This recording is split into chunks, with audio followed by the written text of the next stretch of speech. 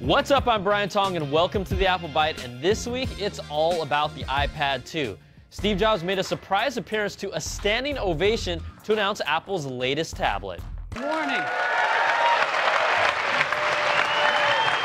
Thanks for coming. Thank you.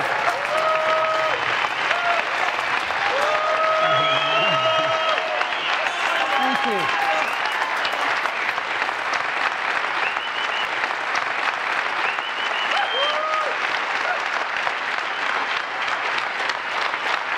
Wow, that was emotional. So let's just show you the goodies with Donald Bell's hands-on with the iPad Part 2.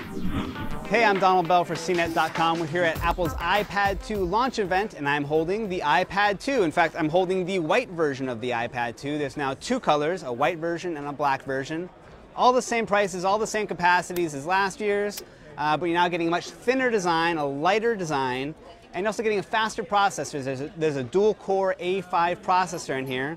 It's promising 9 times the graphics performance of the original iPad. You're also getting a few new features. You're getting a FaceTime feature for video calling. You get HD cameras on the back and a VGA camera on the front. Apple is also announcing 2 new applications for the iPad, their own applications. One's iMovie for the iPad, which was available before on the iPhone and the iPod Touch. It's now coming to the iPad, and it's the most sophisticated version, well, at least the most sophisticated mobile version of iMovie we've seen yet. The other application that Apple announced today for the iPad is GarageBand. This is going to be a pretty cool application out there for you musical types. It does multi-track recording, virtual instruments, a lot of fun. We're going to see this thing March 11th.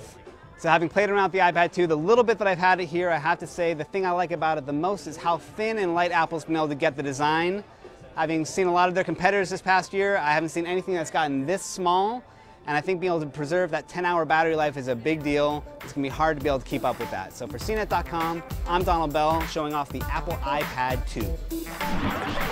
Amazing. Now let's be real, there are plenty of things that many of you aren't happy about. It still has no flash support. The screen is the same resolution. There's no SD card slot. The cameras are for video and not stills. And you have to pay for an adapter to get HDMI out. It's a dual-core tablet with 10 hours of battery life, and it's thinner than the iPhone 4, so yeah, I'm getting one. Now, it'll be available in the US on March 11th. There are no pre-orders, so expect lines, and also expect that same guy who sleeps overnight to be the first in line at every launch to be there too.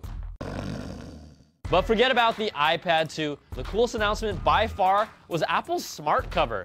This thing offers no protection whatsoever except for a thin piece of material that covers your screen, and it automatically aligns itself with magnets. It wakes the iPad when you remove it and puts it to sleep when you put it on. It folds and rolls into a stand both horizontally and vertically. This thing does more than my last girlfriend, and I want one, the red leather one, because you know how we like leather.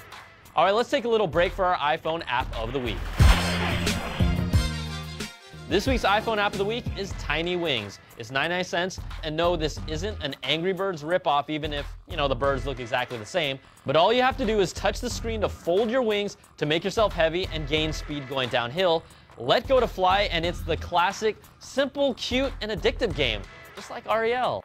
All right, to the quick bites. iOS 4.3 was briefly featured, and you've seen it on our show. It will be released to the public on March the 11th with support for the iPhone 4 GSM model, the 3GS, and the 3rd and 4th gen iPod Touches, but not the Verizon iPhone 4 at the moment. Also, iMovie and GarageBand were 2 apps that I'm genuinely excited about, and they make the iPad now a device that's not only for content consumption, but content creation. They'll be $4.99 for each app. The universal version of iMovie for iOS devices will work on the iPad 2, iPhone 4, and the 4th gen Touch, but not the original iPad, while GarageBand will work on both iPads. Now, I know there's some of you that aren't impressed by this iPad update, but for those of you looking for a sweet deal, check out the refurbished section of Apple's online store, where you can now get the original OG 16 gig iPad that's good as new with the same warranty for $349. So yeah, you might want to get on that. All right, that's going to do it for this week's show. Now, we want to hear how you, the Apple Biters, feel about the iPad 2. We'll read your emails in next week's show, so send us your thoughts to theapplebite@cnet.com.